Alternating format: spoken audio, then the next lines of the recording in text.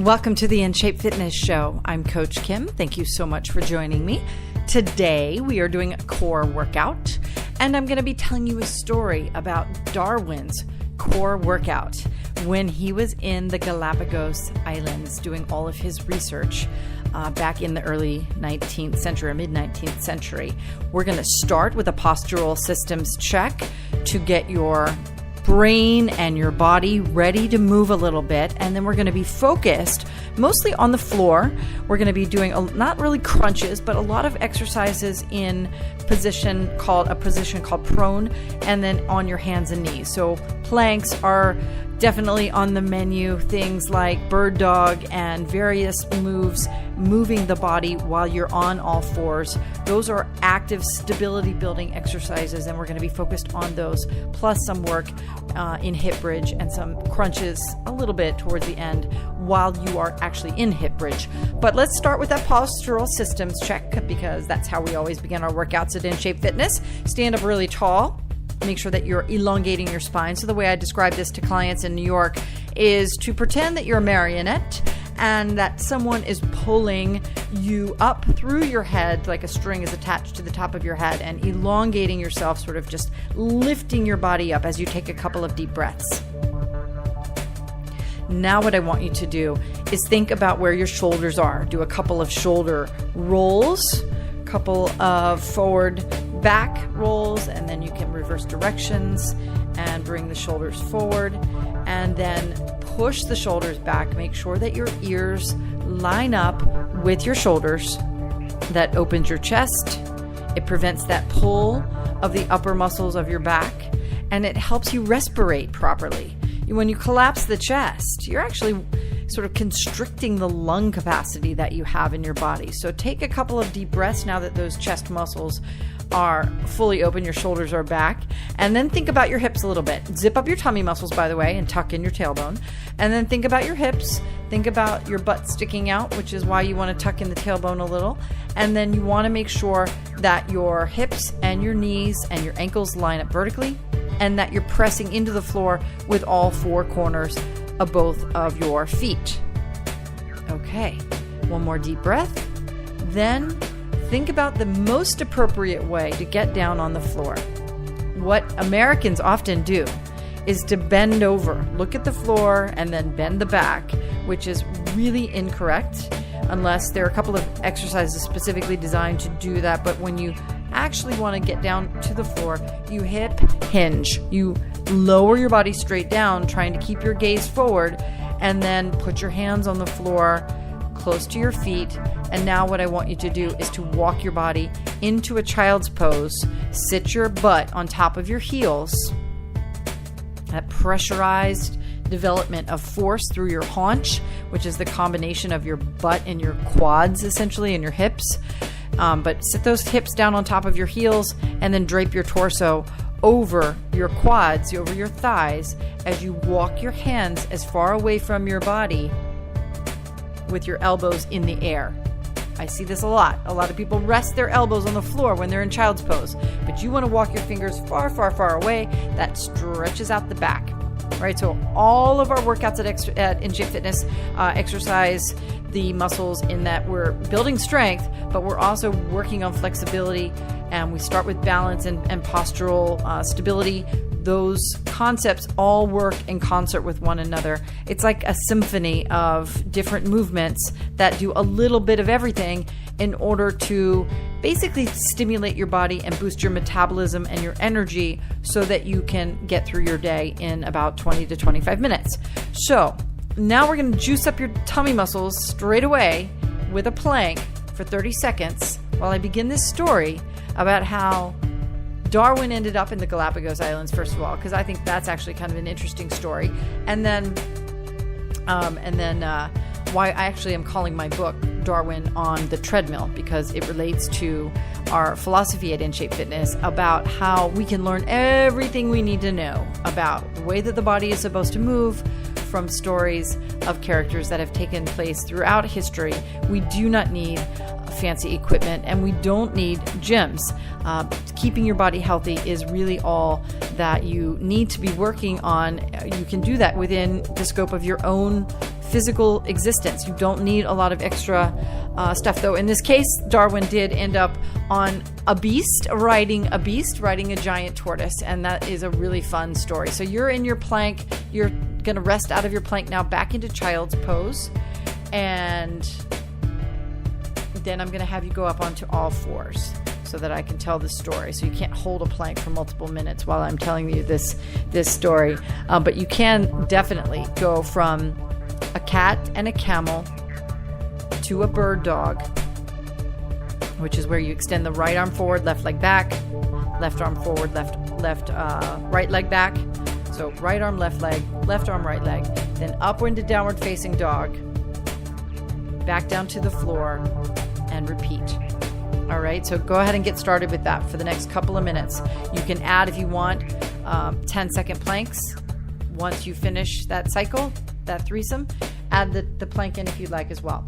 So Darwin actually was meant to be a minister. His parents wanted to send him to religious school, and he was actually more interested in nature. So he was not a great student in his school, but he spent a lot of time outdoors hiking around, and he really wanted to be a doctor, but he wasn't academically strong enough to do so, which is how he ended up with a plan. His parents put in this plan in motion where he was going to end up going to divinity school, and he would become a minister.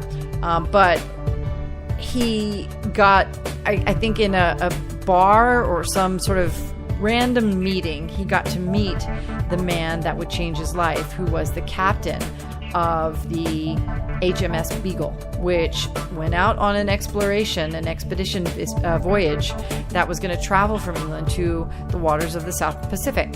And they arrived in 1835 in the Galapagos Islands. They were out there for a really long time, so the crew was dying to get off the boat, and they made their way onto this island.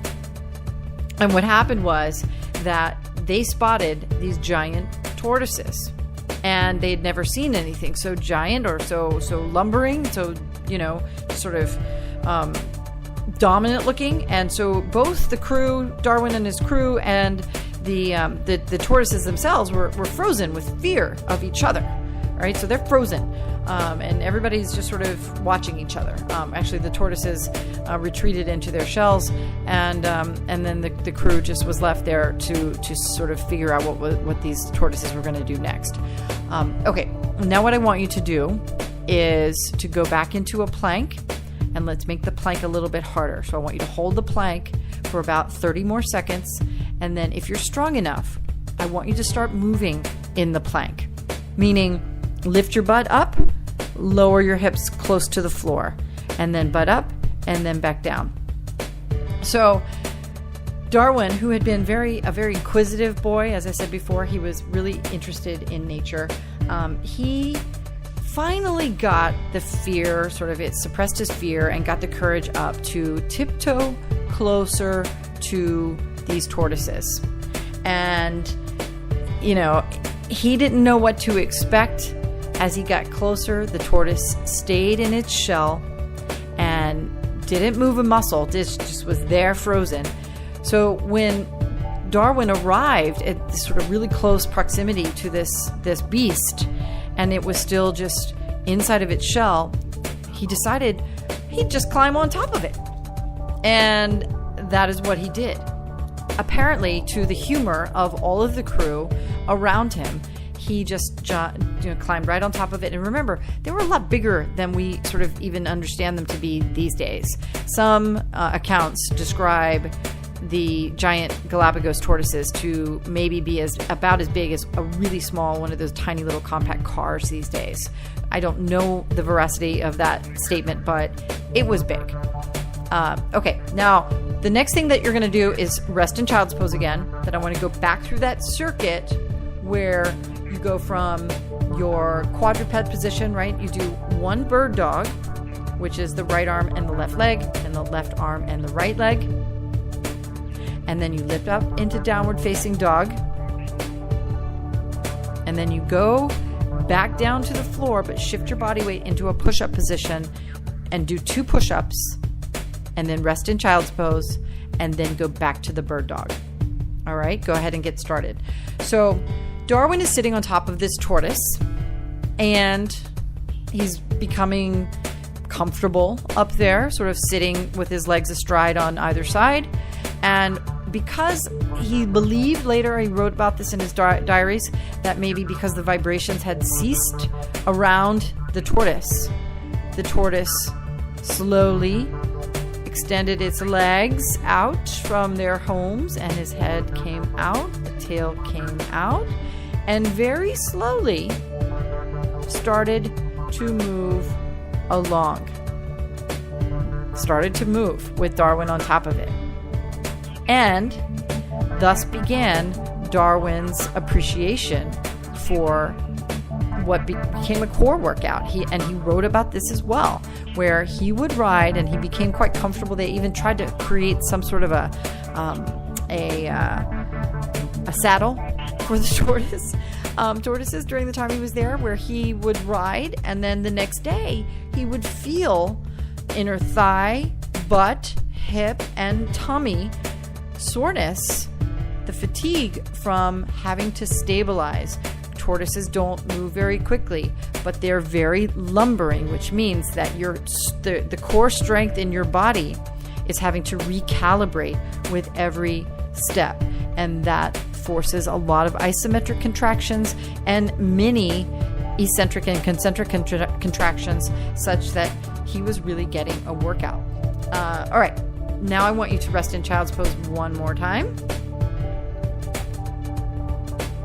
And I want you to lift back up onto the floor into the quadruped position, where your hands are directly underneath your shoulders and your knees and your hips are directly in line with one another.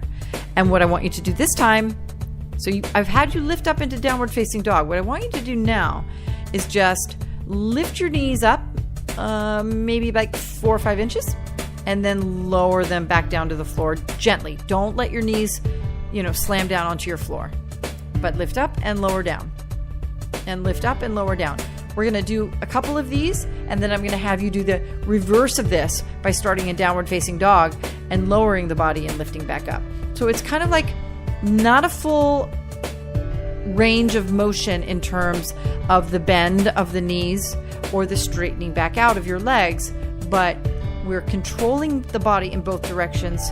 And here you'll note that because you're in that sort of four-legged creature position, you're having to stabilize through your trunk. Your kinetic center is awake now, has to stay awake in order to control your body.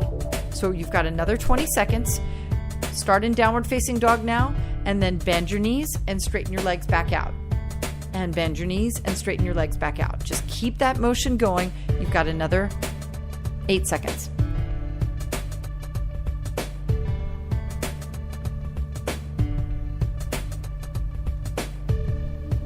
3, 2, 1, and relax. Back in child's pose again.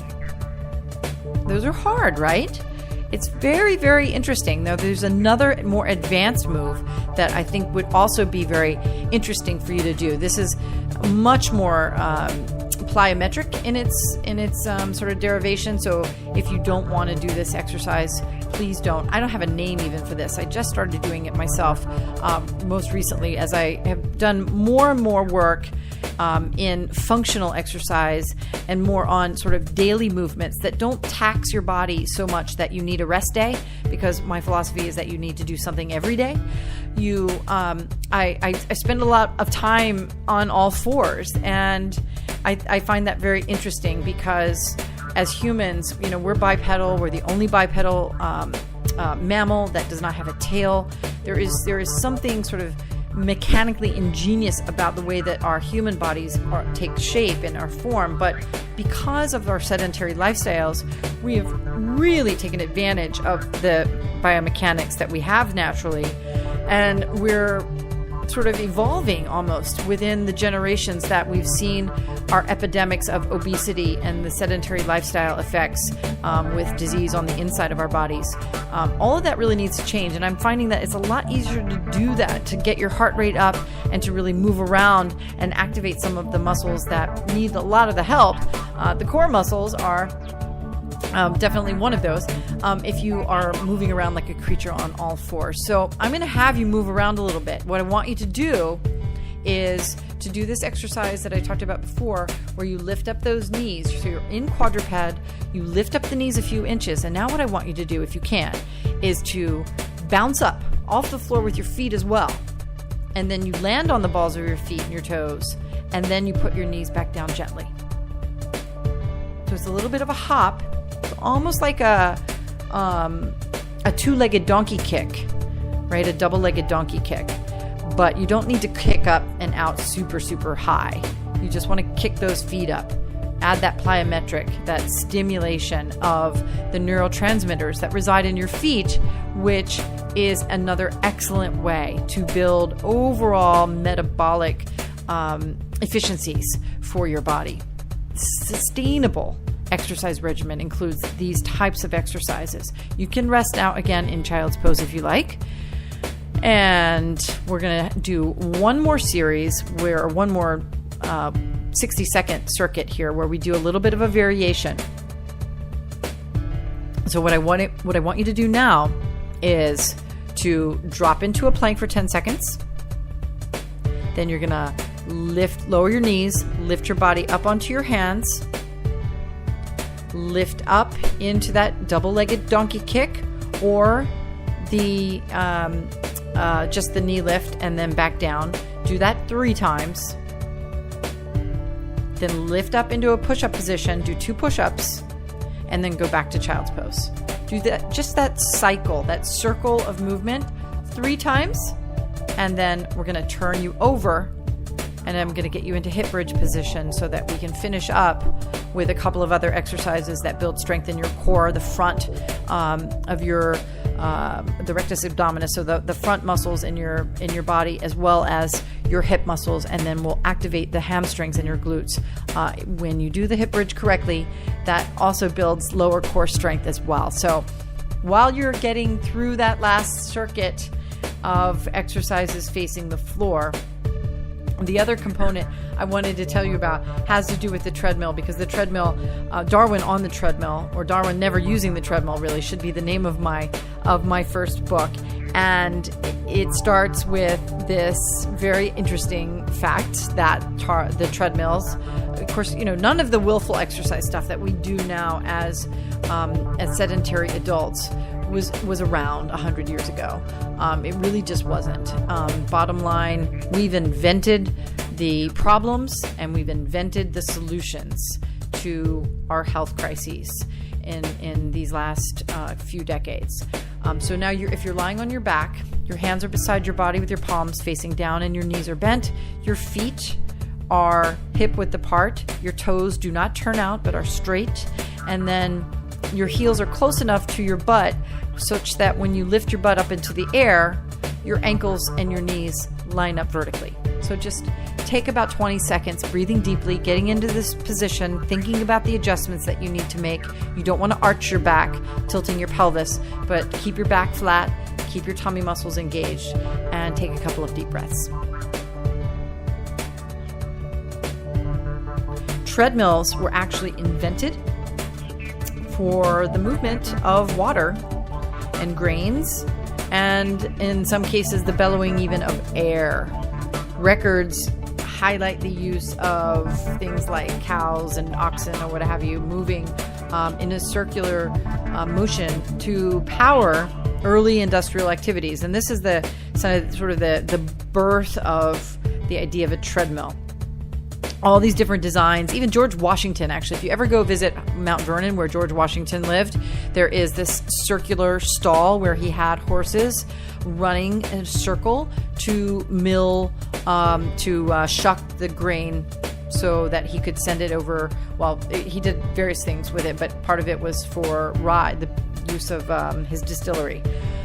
In any case, you're now in your hip bridge position, and what I want you to do are a couple of hip bridge dips with both feet on the floor.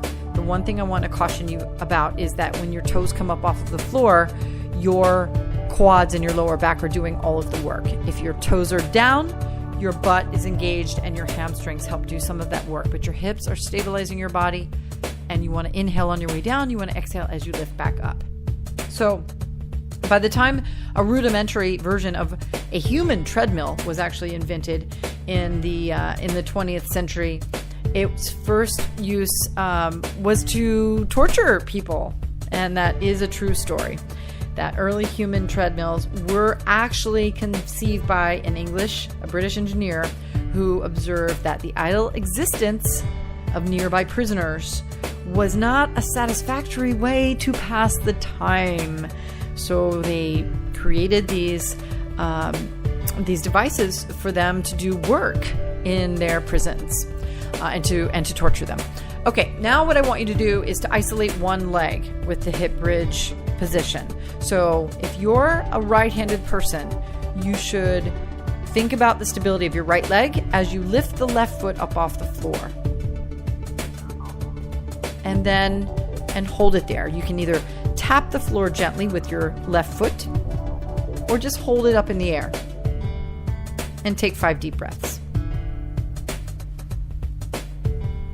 So by the time that Darwin came around, this sort of torturous device was in use. But Darwin did not take willful exercise like we do today. Obviously, as I said before, he was a hiker, he was an outdoorsman, and his exercise became more apparent in terms of his awareness of like willful movement when he started riding the Galapagos tortoises in later on in the 1830s. But the treadmill itself didn't gain its fame until much, much later in the 1950s. And now, of course, we know it so well today. Now you've lifted your leg. You're going to hold the other leg so that you get equal amount of effort with both the left leg and the right leg. And again, if you are right-handed, that means your left leg is going to be less stable, less strong. You'll be weaker. So when you lift your right leg up off the floor, you're going to find that you have a bit of a difficult time. And that is the case across the board with any right-handed exerciser. Unless you're a super competitive athlete, someone who's conditioning in a space willfully all the time for regular life, the dominant leg is going to be accompanied by a weaker leg. And the weaknesses are very pronounced in some people. So depending on where you are, if it's something you're curious about, definitely get in touch with me. There are a couple of things that I can do to help you assess the significance of the right-left side balance issue or strength issue. Left-handed people have a whole bucket of other issues that relate to why our left legs are more dominant, but sometimes more susceptible to other issues than right-handed people. So, but let me know if you need any help with that. Let's do one more exercise, which I told you I'd finish up with a crunch in hip bridge position. So it's one of my favorites. What I want you to do is get back into hip bridge, bring your hands behind your head now. And what you're going to do is lift that left leg up, and you're going to bring your sternum forward and up off the floor. So think about it as through your sternum, not your head, because you don't want to pull on your neck, but you want to lift up and bring the left knee towards your body, and then extend the left leg straight back as you return your head and your chest back to your starting position. It's hard to do a crunch in a hip bridge position, but it is a very interesting way to, again, focus on the right leg versus the left leg, individual effort. We call that pivoting at InShape Fitness, how the two legs relate to one another as you move your body. So do the other side. Now switch to the other side. The left leg is stable. The right knee comes towards the sternum as you lift your head and your chest up. So much fun telling these historical stories as we do various workouts. I think what I might do next week is talk about Mad Jack Churchill, who is known as the last man in military combat to use a longbow. And I don't really want to talk about him as it relates to his actual story in World War II using his longbow, because I'm not a military person, but his fitness level was amazing. There's some attributes to his lifestyle that I find really, really entertaining. So we'll do a multi-dimensional exercise routine next week on Friday. And I hope you join me again for our series here of centuries of fitness, their relevance to today's exercise programming, and the sustainability of your health as it relates to exercising in your home. I'm Coach Kim from In Shape Fitness. Thank you so much for joining me. I will see you again soon.